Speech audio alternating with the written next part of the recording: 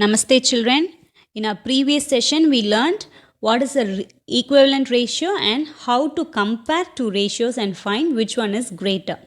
First, for equivalent ratio, what we did, we will be multiplying with the same number in the numerator and denominator. Okay. For example, if 2 by 6 is the question, if you want to find out the equivalent ratio for this 2 by 6, what we should do? You should multiply and divide with any number, be it any number.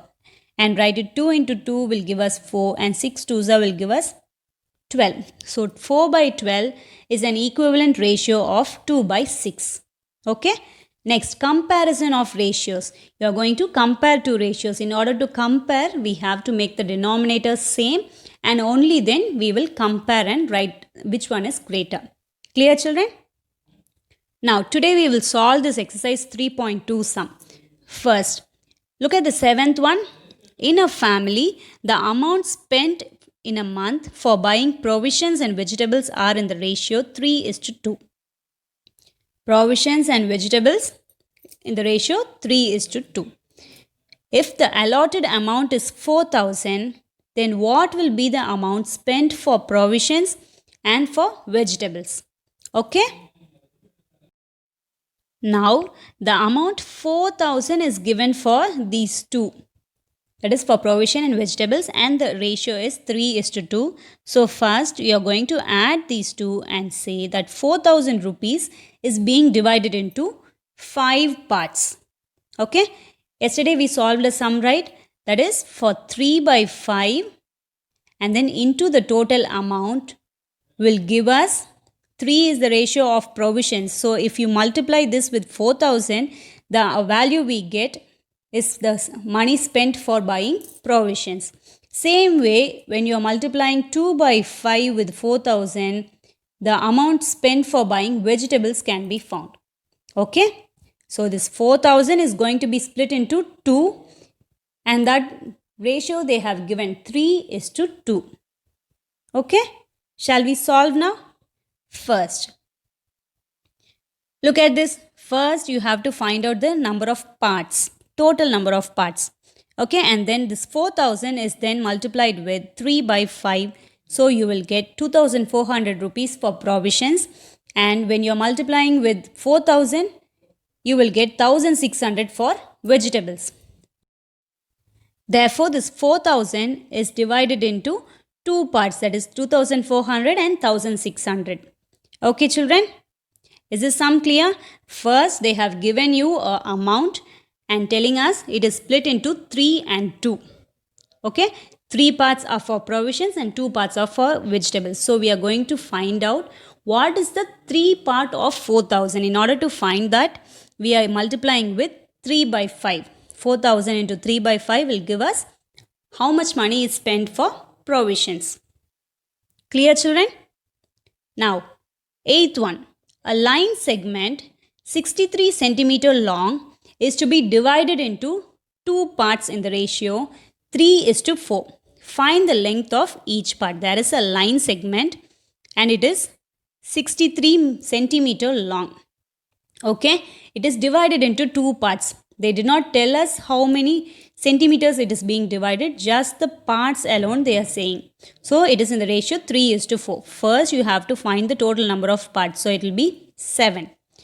So same way 3 by 7 into 63 will give us what is the centimeter? The first part is being cut. Okay. And the next one 4 by 7 into 63 will give us the second part of that line segment. Clear children? Shall we solve now? First, the total length is 63 centimeter and we are finding the equal parts. Once we find out that 3 by 7 is multiplied with 63, so we are getting 27 centimeter. Okay, 7 and 63 are cancelled. So 7 9s are 63. And then 3 into 9 will give us 27. Same way 4 by 7 is then multiplied with 63 and we will get again 9 times it will go. So 9 4s are 36 centimeter. So this 63 centimeter long line segment is cut into 27 centimeter and 36 centimeter. Clear children? Next, there are few objective type of questions. Look at the ninth one. If 2 is to 3 and 4 is to dash are equivalent ratio, then find the missing term. Equivalent ratio means I told you it should be multiplied and divided by the same number. Since the number is 4 here, only when you are multiplying this with 2, we can say the answer 4 is coming. Since you are multiplying with 2, it should also be divided by 2. So 3 into 2 will give us 6. So the answer is option A. Clear? Next, an equivalent ratio of 4 is to 7. What is the equivalent ratio? You have to check with the options given. 1 is to 3. Is there a chance? No. 8 is to 15? No. Even if you multiply with 2, then while dividing with 2, the answer should be 14. But it is not so. So option B cannot be satisfied. Option C also cannot be satisfied. Let us check with option D. 12 is to 21. So 4 3s are 12 and 7 3s are 21. So when 4 by 7 is multiplied and divided by 3, we are getting the option 3, that is 12 by 21. Clear, children? 11th one. Which is not an equivalent ratio of 16 by 24? For this, first we have to simplify this and check. Since they are asking the equivalent ratio, this goes in 8 tables, right? So 8 2s are 16 and 8 3s are 24. So the answer is 2 by 3. Same way, try to cancel option A. 3 2s are 6 and 3 3s are 9. So this one is also coming as 2 by 3. So we can say this is an equivalent ratio. And 12 by 18 is given. Let us try. 4 3s are 12. No. Shall we try with 3 tables? 3 4s are 12 and 3 6 are 18. 4 by 6. Again 2 and 3.